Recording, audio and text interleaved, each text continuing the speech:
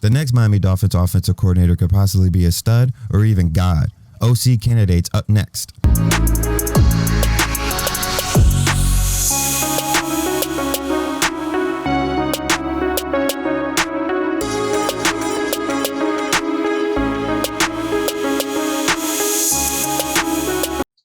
Now, I know if you're a Miami Dolphins fan like myself, you are eager and excited to know who the next offensive coordinator would be. Because, you know, we got a big task ahead of us. We had a great season at 10-5, but our offense was horrible. And that's crazy. We had a great season with a horrible offense. But that's just comes to a great defense who was scoring points. Now, we showed signs in our offense, undrafted rookies, Myles Gaskin stepped up to the plate, giving us a little crumbs of the no run game we had. You know, solid, young offensive line that showed minor flashes. Gave up 36 sacks, but showed some flashes. Tua Tagovailoa, not killer impressive, but the guy showed something. He showed something, proved enough to put aloha in the Dolphins Twitter account. So that means something, right? But we're talking about the offensive coordinator here, and I got 4 candidates. Now, before I break down into these 4 candidates, you know, they have to have 4 qualities in them. You know, there's 4 characteristics, qualities, whatever you want to name it, that these men need to have if they're going to be this coordinator. And I'm going to break them down to you right now. Number 1 is they need to buy in. They need to buy into the Miami way. All right. Miami is a different team today. It's a different team. Okay. We went from, 5-10, 5-11 to 10-5. Come on. That's real. So we're a different team. We did a whole 360. You know, we went from bad to good. But now but see, what people fail to realize, it's easier to go from bad to good than it is to go from good to great. And we need to make that jump from good to great. Because I'm tired of just being good and then bad and then bad and bad and then good and then being back to bad. So we need to be great. And I think we're going to make this jump, but it all is going to stem from this coordinator. This is going to be one of the biggest important key factors. So buying in, you got to buy in. And I'm not talking about accepting Brian Flores, the bench Tua, because we probably won't really see that again unless Tua plays absolutely horrible. I'm talking about he needs to buy in. You know, he has to be really with it. You know, you got to be really with it. And you're going to understand that later with the other candidates. But that's number 1. Number 2, as we know, is develop Tua Tagovailoa. We need to develop Tua Tagovailoa. The Dolphins need to develop Tua Tagovailoa. I'm not saying he had a horrible rookie season or anything, because I don't think he had a horrible rookie season. I'm not mad at him. And that game in Buffalo, I'm not really mad at him. And I don't really think he really played such a bad game. Yeah, he threw 3 interceptions, but man, he was playing. And he brought us back. Our defense was bad. I don't care. We had Fitz, whoever, Josh Allen, even if he was a Dolphin against the Bills that day, we would have lost. So it don't matter who our QB was. Ryan Tannehill, don't matter, would have lost to the Bills that day with the defense playing like that. So that's number 1. So you got to accept that. Stop having short memories. Stop being butthurt because we didn't make the playoffs and because you think 2 or 3 interceptions and that's why. That is not why. Trust me, it is not why. So don't be butthurt about it. But we need someone to come in and develop Tua, all right? Find out someone who's going to buy into developing Tua and find what made Tua great in Alabama and try to translate that here in Miami. That's what we need. That's what we really need. Because it works. They do it with Kyler Murray in Arizona. They're balling in offense. They do it with Lamar Jackson in Baltimore. They're balling in Baltimore on offense, okay? What sometimes them 2 teams fail is what we got. So we need to buy in. We need to find someone who's going to buy into developing Tua to what Tua could do. That's number 2, developing Tua. Number 3 is very important, which comes into the first 2, but really number 2, which will help develop Tua, is establish running the ball. We need to establish running the ball. We need to be able to run the ball. I don't care what way we do it, but we have to do it. Okay? Because I think we have a pretty good up-and-coming young offensive line, but they don't move when it's time to run the ball. They don't move. They don't move, and they need to start moving. So we need an offensive coordinator. We need the offensive line coach. We need the offensive coordinator to get some play calling to get these dudes to move. That's what we need to do. We need to establish the run game. Regardless if it is drafted Najee Harris, getting a free agent running back, we need to establish running the ball. That's number 1. because that's going to help in our development of Tua Tagovailoa. Developing him is going to help with running the ball. If we run the ball, it's going to help him. So we need to be able to run the ball. And number 4, the last but not least, is open the playbook, which comes into all of them. They need to buy in, develop Tua, run the ball, and open the playbook. We need to open the playbook, okay? We need to open the playbook. Our receivers aren't getting separation. Our best guys are tied in, all right? Which, look, Mike is 6, he's a dog. But Devontae Parker should be our best receiver out there. He's our first rounder. He's our guy. He's our number 1. And I don't really think he's done because he's showing his flashes when you throw him the ball. We're not throwing him the ball, so we need to open that playbook and get number 11 the ball. Period. If we bring in another weapon, we still got to open the playbook. This is why this offensive coordinator position is so important.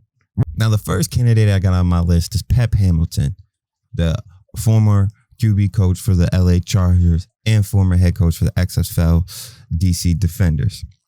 Now, why do I got Pep Hamilton on here? Well, Pep Hamilton was interviewed by the Dolphins. Now, I know he was also interviewed by Tennessee and the Pittsburgh Steelers, so this really ain't my favorite, and I really don't know about Pep. But we're going to talk about Pep because Pep is someone who could bring those 4 things. I definitely know he could definitely develop Tua. Look at what he did with Justin Herbert. Let's talk about what Justin Herbert did. All right. Projected Rookie of the Year, who threw for 4,336 yards, 31 touchdowns, and 10 interceptions, with a 6.6% completion percentage and 98.3 QBR. That's an impressive rookie campaign. You know, and that's rare. That's rare. And I'm not going to say, oh, that's Pep Hamilton, because I'm sure Justin Herbert's a dog. I mean, the dude's a dog. He could ball. You feel me? But, you know, Pep Hamilton, he had Cardale Jones looking good in the XFL. Andrew Luck had his best year under Pep Hamilton in passing and touchdowns.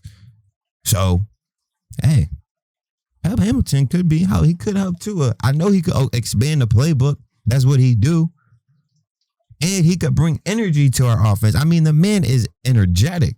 If you don't, I mean, how I know is because I watched the Amazon Prime. I'm Pep Hamilton. I became a fan. The Michigan one, yeah, he is energetic. Always running his mouth. That's what they need. I think they need it energetic. But I'm not high on Pep Hamilton. I really don't see him, considering if he was our guy, we already interviewed him. You know, we would have been hired him by now. So I don't really think it's Pep Hamilton, but I definitely think he deserves to be a candidate on this list for me because, I mean, he had a great year with Justin Herbert, and he could definitely do majority of these things on his list. He could definitely develop Tua and open the playbook, you know. So, you know, and buying in and establishing the run game, that's for Miami to decide. But I definitely see this man. I definitely see this man as he could be a dark horse surprise. We don't know, but I don't see it because I think he would have been hired by now. Why wait? You feel me? The next guy on the list is George Godsey. Now, George Godsey is currently the tight ends coach for the Miami Dolphins. And, you know, this may come as a surprise to some people. One, if you don't know who George Godsey is, and you're like, well, why is he being called for our offensive play caller position? You know, how do we know he's going to help Tua? You know, a lot of people have great questions and everything. What is the tight ends coach going to do? Well, he does have experience calling plays. Now, if you do know about it, you might be like, yeah, well, he's on the Houston Texans in 2015 and 16. And yeah, he was terrible. Yeah, he was terrible. But, I mean, his QBs were Brian Hoyer, TJ Yates, Ryan Mallett, Brock Osweiler, Tom Savage. I understand that his offense ranked 19 and 29th in total yards and 21st and 28th in scoring during his periods as an OC in Houston. But, I mean, that's unfortunate for him, I see. But what's fortunate for George Godsey is when our quarterback coach now, I forget his name, or not now because that's Charlie Fry, but the quarterback coach recently, when he got the COVID or whatever, George Godsey started working closely with Tua on the sideline. So he built up a relationship, and there's reports that him and Tua got a great relationship.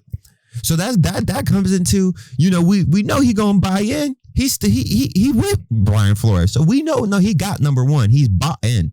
That's automatic, right? So we know that he could develop Tua. He worked close with Tua. He could work. He could develop to it. Now we ain't no big market name. Yeah, he ain't no Cliff Kingsbury. Ain't no Pep Hamilton name. Shoot, but he could develop Tua. That's who when the man went down, that's who they stuck on Tua. So we could do it, right? Establish the run game. He needs to be able to establish the run game. I don't know so much about that. But that's like I said with Pep Hamilton, that's where the Dolphins decide. And open the playbook. I'm sure he could do that. I'm sure he understands that. I'm sure he could open the playbook, and I'm sure he understands because he's bought in. He's seen what happened with Chan and Gailey. Now we don't know how they felt. We don't know if Chan was pushed, whatever the case may be. But what we do know is George Godsey's been in that coaching room with them. So for what we do know is George Godsey knows what's going on and knows what's expected. So opening the playbook is definitely an expectation. And if he's the man for the job, we're going to be surprised. But I'm sure he's going to be able to open the playbook. He should be. He's going to be expected to open the playbook. Next is Eric Studesville. Now, just like Godsey, Eric Studesville is a Dolphins coach, and he's the running backs coach. And he also was the interim head coach for the last 4 games of the 2010 season with the Denver Broncos. Man, Eric Studesville's been in the league for a minute coaching. He coached 6 years in college before coaching the NFL, and he's been in the NFL for 27 years coaching. It's about time he gets a coordinator position, He never found himself calling plays in his 27-year career, but he did coach 3 Pro Bowl running backs: Marshawn Lynch, Willis McGahee, and C.J. Anderson. So, back to, the expectations, the top 4, we know Eric Studesville is going to buy in. He's a double buy-in because he was on Adam Gase's coaching staff and he made it to Brian Flores. So he's bought in. We know that 100% he's bought in. Develop Tua. I don't know so much. That's probably going to still be more stern on George Godsey's job, and they get or Studesville, and that'd be more put on Charlie Fry. So I really don't see him so much as a big for developing Tua, but the other 3 and like these other candidates before him, he definitely checks off more of this list than the other 3. Truthfully. So, establish the run game. Come on, he got 3 Pro Bowl running backs. So the expectation of him establishing the run game should be high. And it could be possible. So it could happen.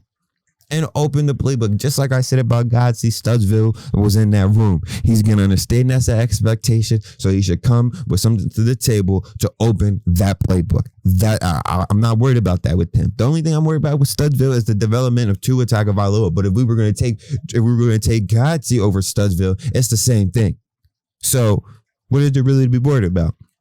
Both Studesville and Godsey are both dark horse candidates, and don't be shocked if these men are the guys selected for this position. Don't be. Now this man right here is my favorite, and this is who I really, really, really, really, really want. And I think this is why we've been waiting, Miami Nation. I think this is why we've been waiting, because this man was out there about to go get a ring. He was out there trying to go get a ring. He was out there in the AFC Championship, out there trying to go get a ring with his man, Josh Allen. Yes. Man, Josh Allen looked horrific his rookie year. He looked worse than Tua, and they were riding Josh Allen harder than Tua. See, people got short memories. I don't. I wasn't really riding Josh Allen because I like Josh Allen. I mean, I knew he was an athletic freak. Ken Dorsey. A lot of people give him credit for rejuvenated, whatever, bringing the light to do whatever you want to call for what Josh Allen did this year. People give that hat off to Ken Dorsey. Now, a lot of things are adding up. Ken Dorsey's following the Miami Dolphins Twitter account now. Charlie Fry and Ken Dorsey were teammates in Cleveland. We hired Charlie Fry as our quarterback coach. Number 2, like I said, that number 2 important thing is developing Tua. That coordinator needs to be able to develop Tua. But he also needs to be able to establish the run game, and he needs to be able to open the playbook.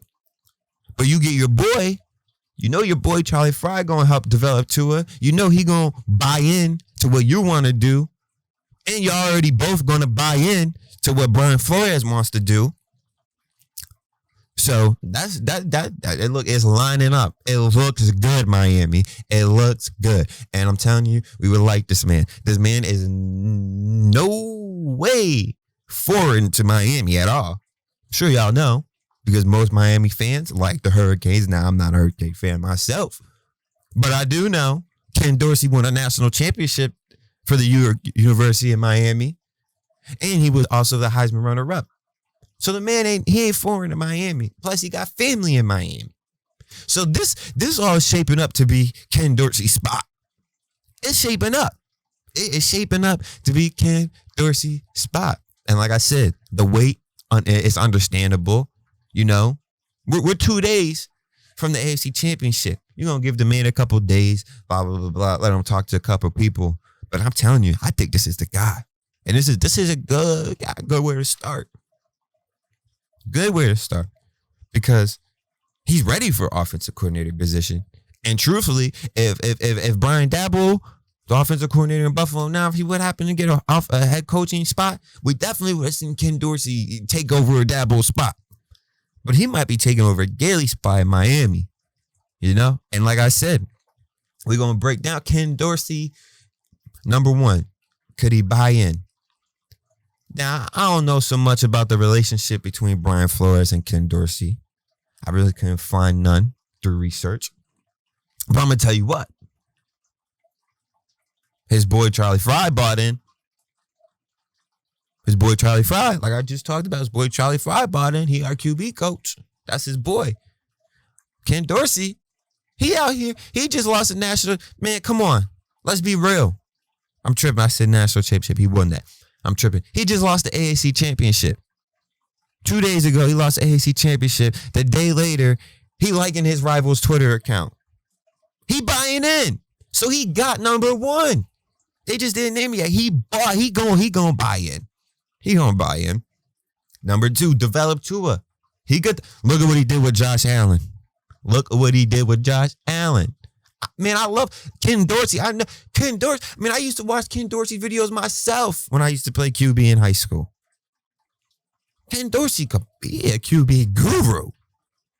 So he going absolutely, the expectation for him developing Tua, that's perfect, because then we going to know what Tua really is about, because Ken Dorsey could do it. Charlie Fry, then he got his boy Charlie Fry. So they're lining it up. It's lined up. Opening the playbook? Absolutely. Absolutely. Y'all see what Buffalo's been running. Now, I know he ain't calling them. He's not calling. But he's in there. He's in that coaching room. He's watching it. He's digesting it. Man, he could open our playbook, and that's what we need. He's buying in. He's liking our Twitter account. We know he could develop Tua. Or at least we expect that he could develop it too. I mean, he developed Josh Allen. I would like to shout out to all the fanatics and sports fans who watch Neon Football Talk. And I hope you like my content. Please subscribe and hit the bell icon for more. And I hope you enjoyed the video.